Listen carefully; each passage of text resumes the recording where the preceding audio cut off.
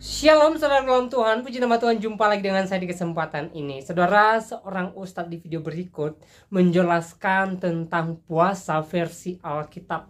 Dan penjelasannya sangat luar biasa saudaraku dalam Tuhan, pastinya memberkati. Nah saudara dalam Tuhan, ada hal yang perlu kita perhatikan dari apa yang beliau sampaikan mengenai puasa di dalam Alkitab. Dan langsung saja kita melihat videonya, dan pastikan tekan tombol like serta share video ini sebanyak-banyaknya supaya menjadi berkat bagi banyak orang. Berikut video. Kita akan membahas ternyata Yesus suka puasa, karakteristik Yesus Muslim.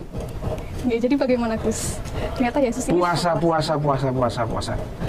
Ya memang begini. Ya Yesus puasa gitu loh. Yesus puasa. Kalau kita lihat itu bisa di nih ya, sebentar. Matius 42 ya.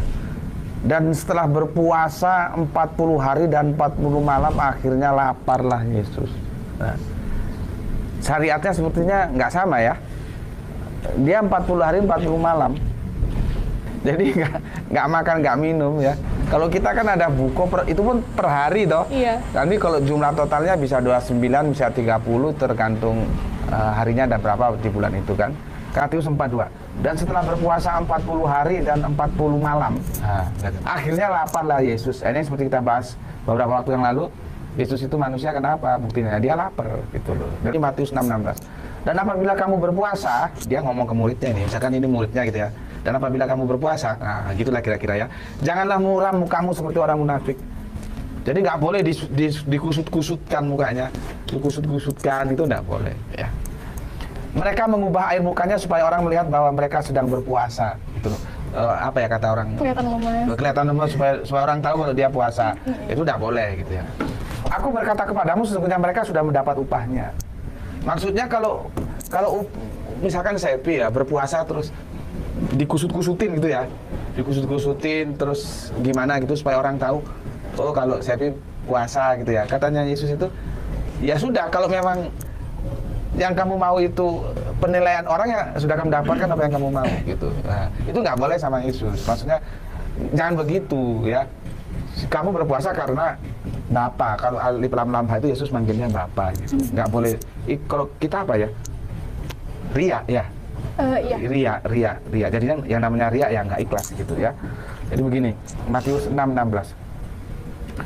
Dan apabila kamu berpuasa, jangan muram mukamu. Jadi muka itu harus berseri-seri ya. Jangan muram mukamu ya. Supaya tidak seperti orang munafik gitu loh. Ini aku balik ya bahasanya ya. Kalau orang munafik itu ya, mereka mengubah air mukanya supaya orang melihat bahwa mereka sedang berpuasa. Nah, CRO supaya tahu ya. Oh, Sevi ini soleha, puasa terus Senin Kamis gitu ya. Nah, supaya tahu. Apa kata Yesus? Aku berkata kepadamu, sesungguhnya mereka sudah mendapat upahnya. Artinya kalau upahnya apa? Kamu mau apa? Mau dipuji ya? Ya wes. Pujian itu, oh Sepi soleha, puasa terus. Ya sudah, kalau mau itu yang kamu dapat gitu. Tapi tidak dapat dari penilaian Gusti Allah Agung gitu loh. Maksudnya Yesus. Makanya tidak boleh muram mukanya seperti orang munafik. Baik, saudara Tuhan, itu videonya kita sudah simak. Bagaimana seorang ustadz di video tadi menjelaskan tentang puasa versi Alkitab, di mana dia menjelaskan tentang puasa Yesus Kristus, di mana Yesus berpuasa 40 hari 40 malam tanpa makan dan minum. Dan setelah itu Yesus mengajarkan kepada murid-muridnya supaya kalau mereka berpuasa jangan seperti orang munafik, tetapi biarlah mereka berpuasa apa adanya tanpa harus membuat muka mereka muram, artinya menunjukkan bahwa mereka itu puasa, yang menyatakan kepada orang lain bahwa mereka itu sedang berpuasa, mereka orang soleh. Karena ketika mereka melakukan hal itu, ya firman Tuhan mencatat bahwa mereka sudah mendapat upah mereka, tetapi tidak dinilai oleh Tuhan yang Maha Kuasa. Nah, saudara Tuhan, penjelasan daripada seorang ustadz tadi sungguh luar biasa, dan ini penjelasan yang sesuai dengan apa yang dikisahkan dalam Alkitab, dan pastinya ya penjelasan beliau memberkati kita semua. Jadi di dalam kekristenan sendiri ada puasa saudaraku dalam Tuhan ya, bahkan Yesus sendiri berpuasa 40 hari 40 malam. Dan sebenarnya puasa di dalam Kristen itu ya bukan hanya sekedar aturan agama, tetapi saudaraku dalam Tuhan, ya, puasa di dalam Kristen itu lebih kepada pergumulan saudaraku dalam Tuhan, atau satu kerinduan, ya, dimana ketika seseorang Kristen memiliki kerinduan, memiliki pergumulan, memiliki persoalan, ya, memiliki atau punya doa yang belum terjawab, maka baik bagi seorang Kristen ketika dia berpuasa, artinya merendahkan diri kepada Tuhan, memohon belas kasihan Tuhan atas segala pergumulan, atas segala persoalan, atas segala kerinduan, atas segala doa yang belum terjawab. Itu makna puasa di dalam Kristen dalam Tuhan, ya. Yesus berpuasa 40 hari 40 malam itu sebelum dia terjun di dalam pelayanan, dan itu merupakan persiapan pelayanannya saudara dalam Tuhan. Dia masuk dalam pelayanan,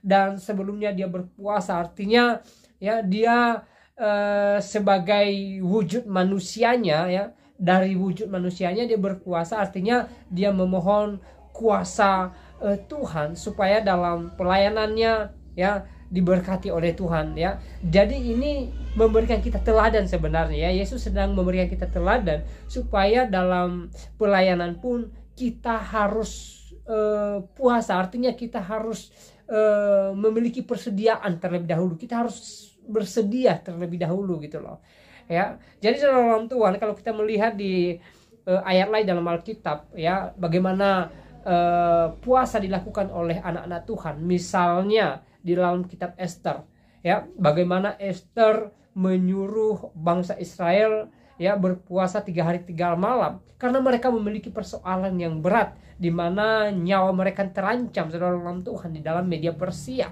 dan atas persoalan itu, ya, tidak ada jalan keluar selain berserah kepada Tuhan, selain mengandalkan Tuhan, selain meminta pertolongan Tuhan, meminta penyertaan Tuhan, dan meminta pelepasan daripada Tuhan.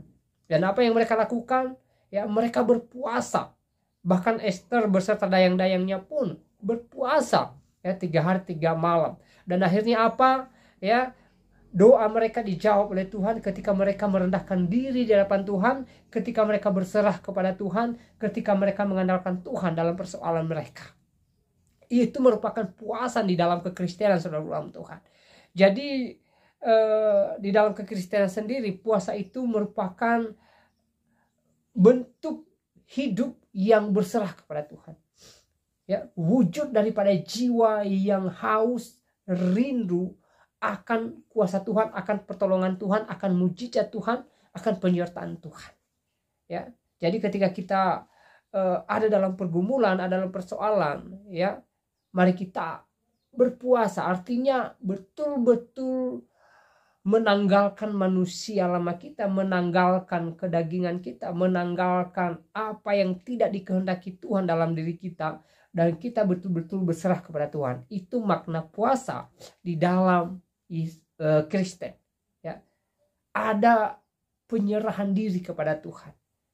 Artinya kita mengakui bahwa kita tidak mampu melewati hari-hari kita, kita tidak mampu melewati persoalan kita, kita tidak mampu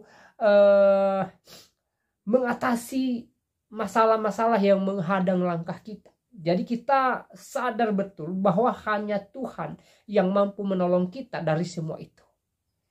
Jadi kita berpuasa, artinya berserah kepada Tuhan, ya.